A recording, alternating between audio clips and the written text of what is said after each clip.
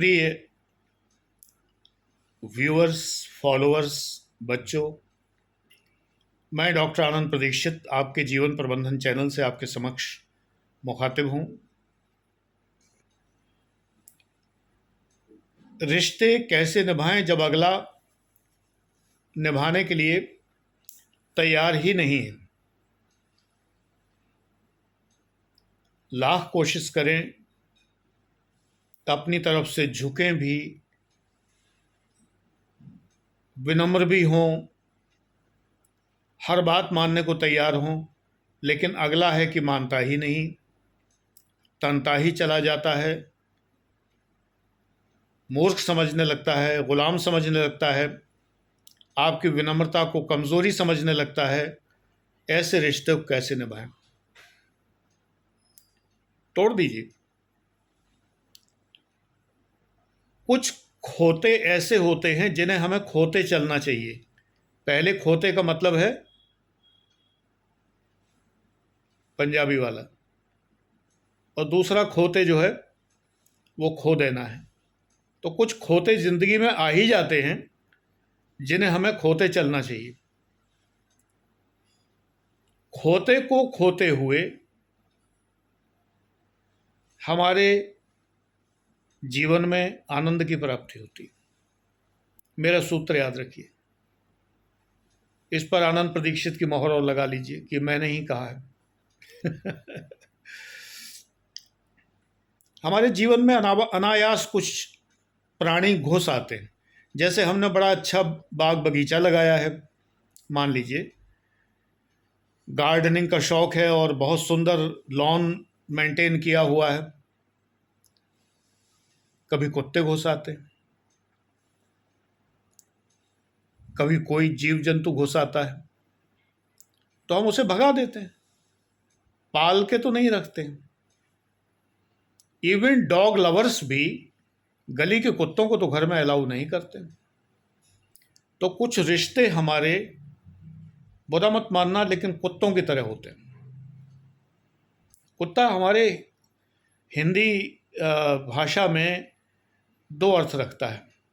एक तो बड़ा प्यारा सा डॉगी होता है, अंग्रेजी में वो डॉगी हो जाता है, प्यारा प्यारा, पूंछ हिलाता हुआ, कूं कूं करता हुआ। टॉमी पहले कहते थे, टॉमी बड़ा वाला कुत्ता, पप्पी छोटा वाला कुत्ता, पी पी पौ पौ करने वाला, भौंभौं करने वाला।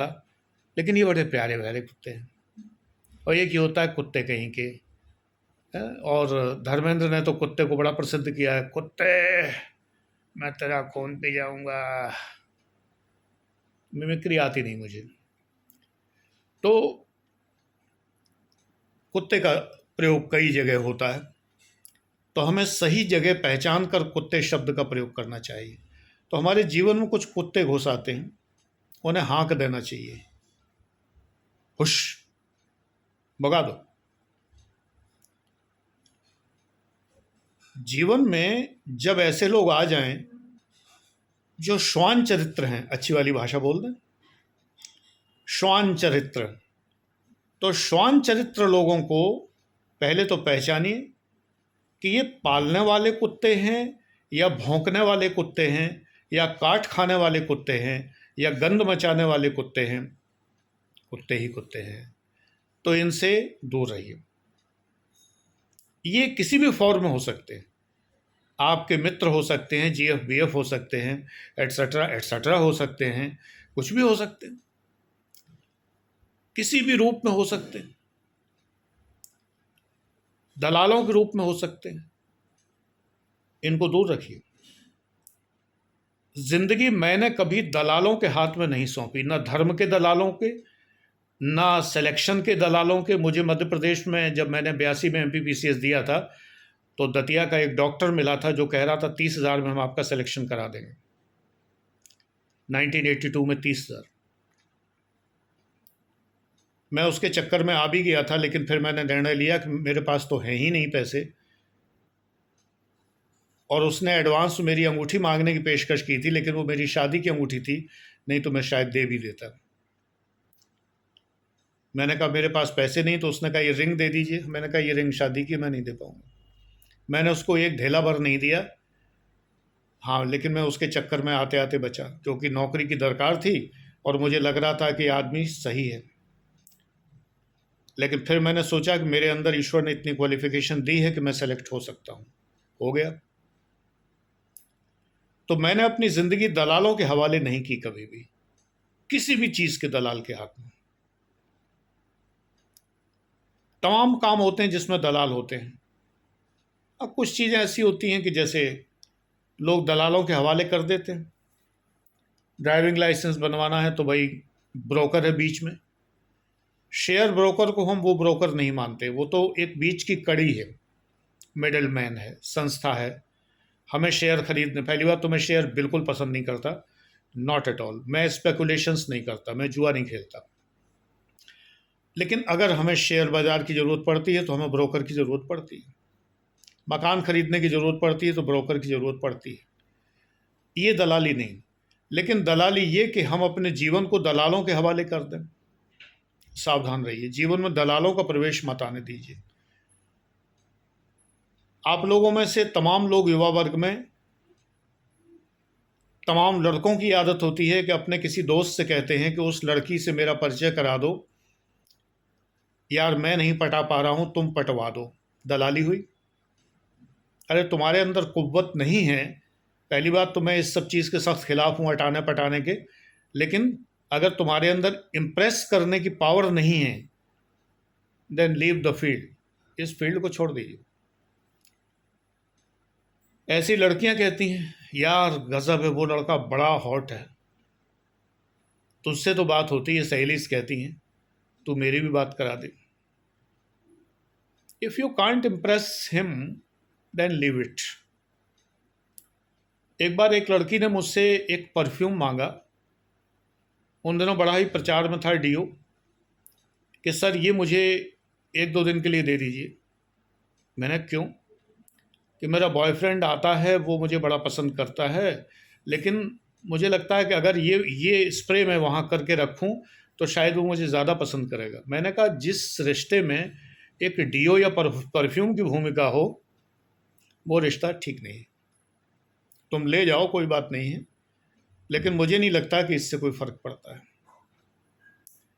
मैं ज़िंदगी को 1 to 1 रिलेशन में जीना चाहता हूँ, और मैंने जिया है 1 to 1, सीधे सीधे डायरेक्ट।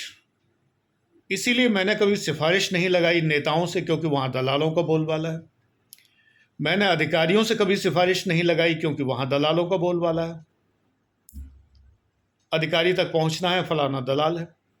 एक मंत्री जी थे हमारे विभाग के, उनकी प्रेमिका को लोग घूस दिया करते थे, जो बाद में मारी गई और मुकदमा चला और वो मंत्री जी जेल चले गए। तमाम लोग, उनकी प्रेमिका वो दिल्ली में रहती थी, उनको जाके घूस दिया करते थे, और वो बाकायदा मंत्री जी की तरफ से घूस ग्रहण करती थी, या चंदा कह लीजिए पार्टी का। बताते हैं लोग, मुझे नहीं पता सत्य क्या है, क्योंकि मैं तो इन बातों से कोसों दूर हूँ। मुझे पोस्टिंग चाहिए ही नहीं होती थी, जहाँ पोस्टिंग हो गई वहाँ हो गई, दैट्स ऑल। कहीं भी हो जाए कोई फर्क नहीं पड़ता। तो ज़िंदगी में रिश्ते निभाइए, निभ सके तो निभाइए, जहाँ पर कंप्रोमाइज़ करते बने करिए। कभी कभी आपको लगेगा कि सरेंडर करना पड़ रहा है, तो सरेंडर नहीं है, कंप्रोमाइज़ है। लेकिन अगर ये लगता है कि अगला समझ ही नहीं रहा है, आपकी बात को मान ही नहीं रहा है, लीव इट। अब समस्या ये आती है कि ये बीएफ जीएफ होते हैं, लिव इन वाले होते हैं रिश्ते, तब तो आप आराम से छोड़ देते हैं। लेकिन जब वो पति पत्नी का रिश्ता होता है तो छोड़ना मुश्किल है, बहुत मुश्किल है। मुश्किल ही नहीं, नामुमकिन हो जाता है जब बच्चे बीच में होते हैं। ऐसे में अपने अपने जोन बना लीजिए। आप, अगर आप पुरुष हैं तो पत्नी को इंटरफियर ना करें, पत्नी हैं अगर स्त्री हैं तो पति को इंटरफियर ना करें। अपने अपने जोन में खुश रहिए। परिवार में रहना मजबूरी है, विवाह संस्था चलाना मजबूरी है, बच्चों की वजह से अलग नहीं हो सकते हैं, तो आपस में समझौता कर लीजिए कि हम अपने अपने जोन बना लेते हैं। हम अपने जोन में खुश हैं, तुम अपने जोन में खुश हो। लेकिन ऐसे में आपको सेक्सुअल रिलेशन से कंप्रोमाइज़ करना पड़ेगा, क्योंकि अगर बाहर रिलेशन बनाएंगे, वो बच्चों के सामने आएंगे तो समस्याएं होंगी। तो अगर इतनी हिम्मत है कि बिना सेक्सुअल रिलेशंस के आप रह सकते हैं घर में एक दूसरे के साथ में। जोन सेपरेट करिए, इस जोन में हम इंटरफियर नहीं करेंगे, इस जोन में आप इंटरफियर नहीं करेंगे। ज़बरदस्ती का मोह मत लगाइए, ऐसे में ये करना पड़ेगा। हालांकि मैं समझता हूँ कठिन है ये, लेकिन असंभव कुछ नहीं है। लेकिन अगर रिश्ते बिल्कुल नहीं निभ रहे हैं तो फिर सेपरेशन ही एकमात्र उपाय है, डाइवोर्स कहिए, जो भी कहिए। मैंने कम से कम 5-7 केसेस ऐसे देखे हैं आप ही लोगों में, जैसे युवा वर्ग में, कि शादी के साल भर, 2 साल 3 साल बाद उन्होंने डाइवोर्स ले लिया और आज वो सुखी हैं। कोई समस्या नहीं है, क्योंकि उनके माँ बाप प्रोग्रेसिव थे लड़कियों के, और उन्होंने लड़की को प्रोत्साहित किया, उसकी मदद की तलाक लेने में। 3 मामलों में तो हस्बैंड और वाइफ की सहमति से ही तलाक हो गया, कोई दिक्कत नहीं हुई। और मामलों में देखा मैंने थोड़ी लड़ाई हुई अदालती, तब तलाक हुआ, लेकिन हो गया और वो सब लोग सुखी हैं। क्योंकि मेरे फेसबुक पर वो लोग जुड़े हुए हैं, हालचाल मिलते रहते हैं, और निरंतर जो लोग खुश दिखते हैं तो वो सच में खुश होते हैं। मुझसे बात भी होती है, रिलेटिव्स में है, परिचितों में है। रिश्ते ज़बरदस्ती ढोने से अच्छा है कि ख़त्म कर लिए जाए, और अगर ढोना ही पड़े तो शान से ढोइए। कोई रिश्ता नहीं रहा लेकिन, कोई रिश्ता नहीं रहा लेकिन एक तस्लीम लाजमी सी है। किसी ने कहा है, बड़े प्रसिद्ध शायर ने, मैं शायर का नाम तो भूल जाता हूँ, जगजीत सिंह जी ने गाया भी है कि दुआ सलाम तो होती है। वही बात घर में रहकर भी हो सकती है। अनुपमा का घर मत बनाइए। एक सीरियल है ना अनुपमा, पत्नी देखती है, मैं भी देख लेता हूँ। उनका घर मत बनाइए कि सिवाय काँव काँव चाँव चाँव के और कुछ घर में होता ही नहीं है। तलाक लेने के बावजूद भी रिश्ते सीरियल नहीं है, जिंदगी सीरियल नहीं है। जिंदगी में एक खास किस्म की परपेचुअलिटी है,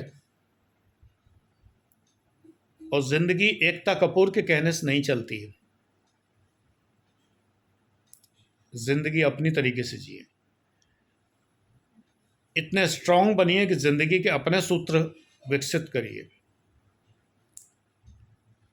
खुद ही को कर बुलंद इतना कि खुदा बंदे से ये पूछे, बता तेरी रजा क्या है।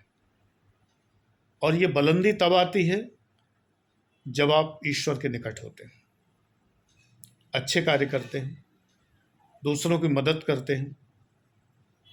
मदद करने लायक बनिए पहले कि मदद कर सकें। जीवन में संन्यास की कोई ज़रूरत नहीं है। ये संसार से भागना है। ये नहीं है कि हम कमा नहीं सकते इसलिए हम संन्यास ले रहे हैं।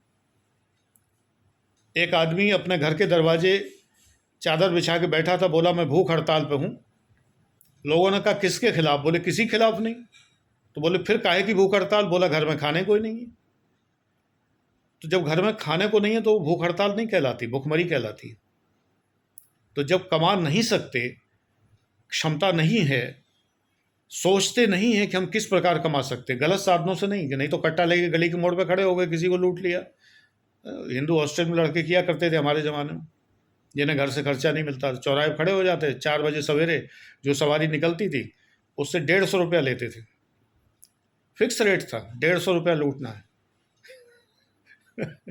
90 रुपये में खाना हो जाता था उस ज़माने में, और 60 रुपये में खर्चा चल जाता था। महीने का 2 रुपये रोज़ के हिसाब से, सिगरेट बीड़ी का हिसाब।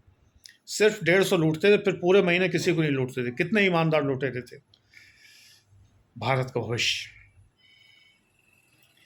तो ये तरीके नहीं। अर्न करने लायक क्षमता ईश्वर ने सबको दी है। बस केवल क्या आप झूठे दम्भ में पड़े हैं कि मैं ये काम नहीं कर सकता, मेरी बड़ी बेइज्जती होगी। बस उस बेइज्जती में लोग क्या कहेंगे, इसमें मेरे आगरा में जब मैं पोस्टेड था असिस्टेंट कमिश्नर, तो मुझसे एक पद नीचे जो सीटीओ होते हैं, कॉमर्शियल टैक्स ऑफिसर, एक लड़का था, नीचे रहता था। मैं ऊपर तीसरी मंजिल पर रहता था। सरकारी जयपुर हाउस में सरकारी मकान है सेल्स टैक्स के, तो वो नीचे रहते थे। वो लड़का